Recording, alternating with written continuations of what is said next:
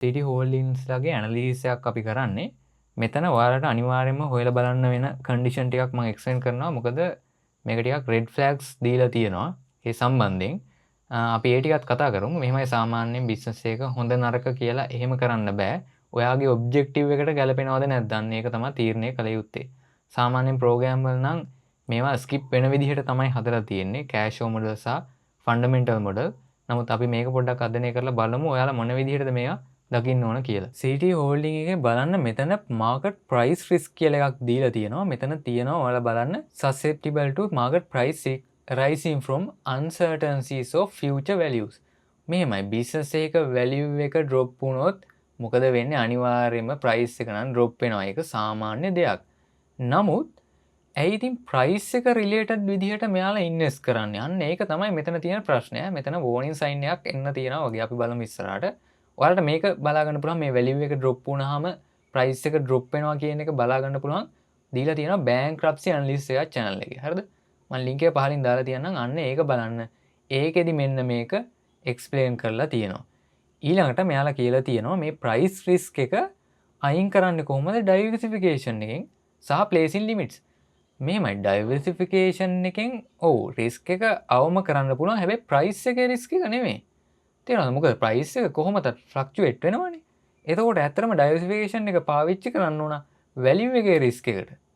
තේරෙනවද? යම් කිසි මොහොතක එකක් බෑන්ක්‍රප්ට් වුණොත් මේ ඩයිවර්සිෆිකේෂන් එකෙන් ඒකට සපෝට් එක ගන්න පුළුවන් වෙන්න ඕන. හරිද? මේ කෑෂ් ඇනලිසිස් වලදී වගේ නම් මෙහෙම වෙන්නේත් නෑ. ඩයිවර්සිෆිකේෂන් එක ඉතාලම අඩුවෙන් මැනේජ් කරන්න පුළුවන්. නමුත් ඉතින් ෆන්ඩමෙන්ටල් වලදී නම් එහෙම බෑ. 15ක් 20ක් විතරම හෝල්ඩ් කරන්න වෙනවා. හරිද? රයිට්.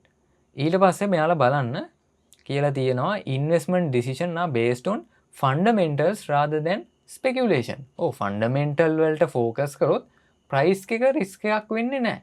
හැබැයි මෙයාලා කියලා තියෙනවා මොකද්ද? නේද?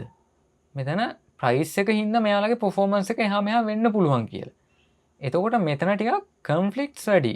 හරිද? ඊළඟට බලන්න මෙයාලා දීලා තියෙනවා මෙයාලගේ decisions based on in-depth macroeconomic and industry analysis. එතනත් පොඩි ඉෂුව එකක් තියෙනවා. මොකද macroeconomic condition එක අනුව තීරණය කරන්න බෑනේ බිස්නස් එක. මොන වගේ ඉකොනොමි එකක් තිබ්බොත් මේ බිස්නස් එක perform කළ යුතුයි නේද? recessions ආවා කියලා. එහෙම නැත්නම් collapse එකක් ආවා කියලා බිස්නස් එක damage වෙන්න බෑනේ. එතකොට මෙයාලා use කරන්නේ macroeconomic condition. හරිද? බිස්නස් එක evaluate කරන්න ඊට අමතරව price එකත් බලනවා. නේද? මේ පැත්තෙන් කියලා තියෙනවා. මොනවාද? fundamental වලින් තමයි select කරන්න කියලා.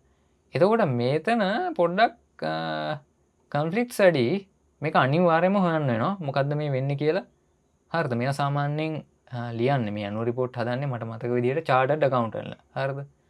එතකොට මේ කැලණන් ලියලා තියෙන්නේ මේ වගේ කෙනෙක් නොවෙන්න පුළුවන්. නමුත් මෙතන conflicts වැඩි ඈ. මෙයාලගේ මේ strategy base එක ටිකක් හිතලා බලන්න වෙනවා. ඔයාලා තව ටිකක් හොයලා බලන්න. මොකද මෙන්න මේ විදිහට එහෙම යන්න බෑ. හරිද?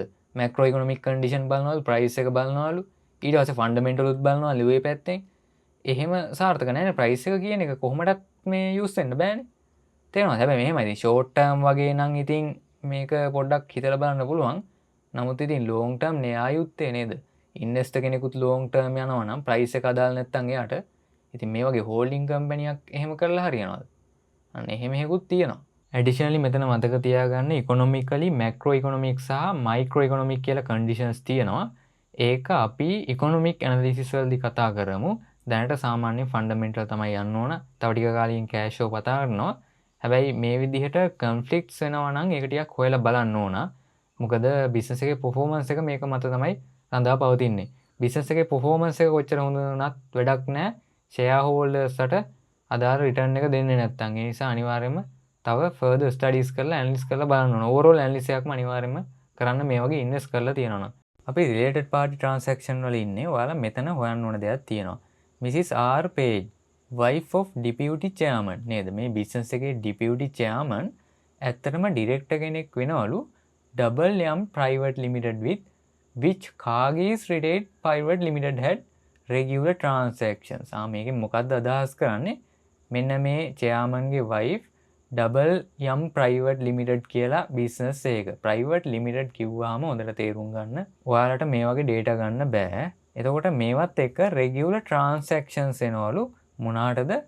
business එකේ course එක පවත්වාගෙන යන්න. හරිද? එතකොට මෙන්න මෙතන තියෙනවා ඒ amountස් ටික bla bla bla අන්න එහෙම එකක් තියෙනවා. මෙතන ඔයාලා තේරුම් ගන්න ඕන දෙයක් තියෙනවා. අපි හිතමු දැන් ඔන්න chairman ඉන්නවා නේද මේ business එකේ. chairmanගේ wife ඉන්නවා. හරිද?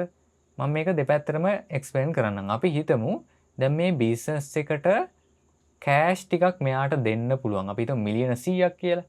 මිලියන 100ක් දෙන්න පුළුවන් මෙයාගේ වයිෆ් වැඩ කරන බිස්නස් එකට මොනවා හරි ඉන්වෙස්ට්මන්ට් එකක් කරලා ප්‍රොෆිට් එකක් කරගෙන මෙයාලටත් ආපහු බෙනිෆිට් එකක් දෙන්න. අපි හිතමු මිලියන 100ක් දුන්නා. මෙයාලා අවුරුදු 3කින් මිලියන 50 ගානේ නේද කොටස් 3ක් ගෙවනවා. දැක්කද? එතකොට මේක හොඳයිද නරකයිද? ඇත්තටම මේක හොඳයිනේ. ඇයි ඒ? මිලියන 100යි දෙන්නේ මිලියන 150ක් ගන්න පුළුවන්. ඇඩිෂනල් 50 මිලියන් බෙනිෆිට් එකක් ගන්න පුළුවන්.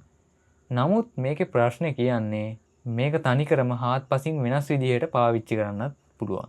අපි හිතමු මෙයාගේ වයිෆ් ඉන්නවා. හරිද? මම මේ එක්සැම්පල් එකක් කියන්නේ ඔයාලා තමයි හොයලා මේවා ඩිසයිඩ් කරන්න ඕන. මේක මිලියන 100ක් දෙනවා. එහෙම කරලා මොකද කරන්නේ? මෙයාගේ වයිෆ් ඉන්න බිස්නස් එක මොනා හරි කරනවා. නේද? බෙනිෆිට් එකක් ගන්නවා.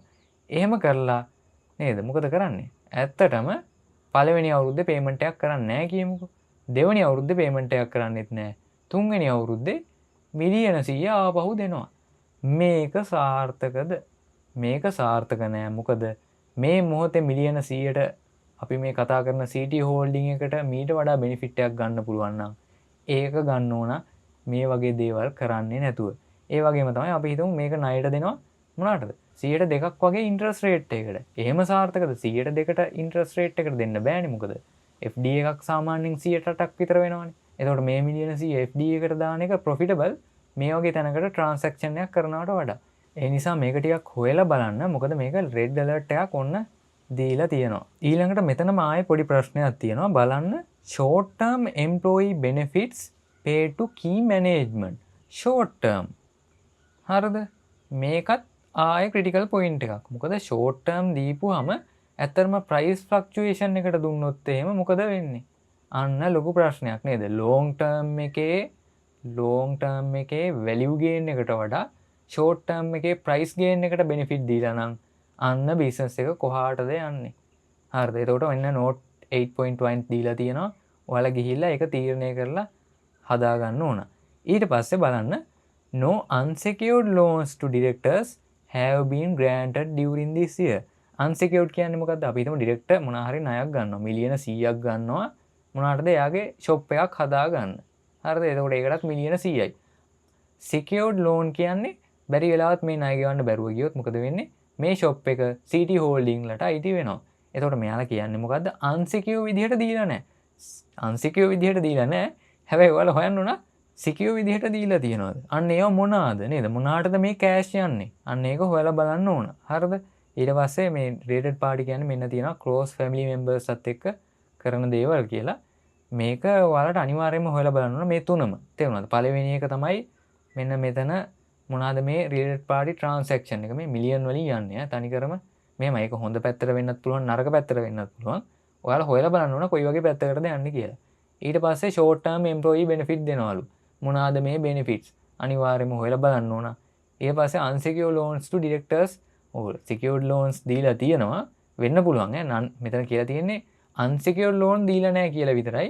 ඒතකොට හොයලා බලන්න secured loan දීලා තියෙනවද කියලා. තේරුණාද? ඒක දීලා නම් නේද මොන වගේ ප්‍රමාණාත්මකවද මේවා දීලා තියෙන්නේ? මොකද බිස්නස් එක ග්‍රෝ කරගන්න ඕන නම් CT holding එක ඇතුලේ ඉන්වෙස්ට්මන්ට් එක කරන්න ඕන. නමුත් ඒ දේවල් කරන්නේ නැතුව නේද රෙවෙනියු එක අරගෙන ඒවා මෙන්න මේ වගේ තැන් වලට පුෂ් කරනවා නම් ප්‍රයෝජනයක් නැහැ නේ. ඒක හොඳට හොයලා බලන්න ඕන. බිස්නස් එක ප්‍රොෆිට් කරනවාද කියලාත් පොඩ්ඩක් බලන්න අනිවාර්යයෙන්ම. එතකොට මේ ටික තමයි අපිට CT holdings ලා කතා කරන්න ඕන උනේ. ඔයාලා අනිවාර්යයෙන්ම මේක තව ටිකක් හොයලා බලන්න. මොකද මේකේ conflicts වැඩි. හැබැයි මෙහෙමයි මේක හොඳ පැත්තට යනවා නම් ඒක සාර්ථකයි කියලා කියන්න පුළුවන්. ඒ වගේම තමයි ඉන්වෙස්ට්මන්ට් එකක් ව්‍යාපාරයේ ඉන්වෙස්ට්මන්ට් එකක් කරනවා නම් ඒක හොඳ ඉන්වෙස්ට්මන්ට් එකක්ද නරක ඉන්වෙස්ට්මන්ට් එකක්ද කියලා තීරණය කරන්න පුළුවන් හැකියාව තිබිය යුතුයි. නැත්තම් බෑනේ. ඒ නිසා මේකත් එක්ක ගිහිල්ලා පොඩ්ඩක් හොයලා බලන්න මේ කන්ඩිෂන්ස් වල ප්‍රශ්නයක් නැද්ද? එහෙම නැත්නම් ප්‍රශ්න තියෙනවද කියලා. අපි ඊළඟ සෙෂන් එකෙන් හම්බ වෙමු. පබ්ලික් WhatsApp group වල link එක පහලින් දීලා තියෙනවා.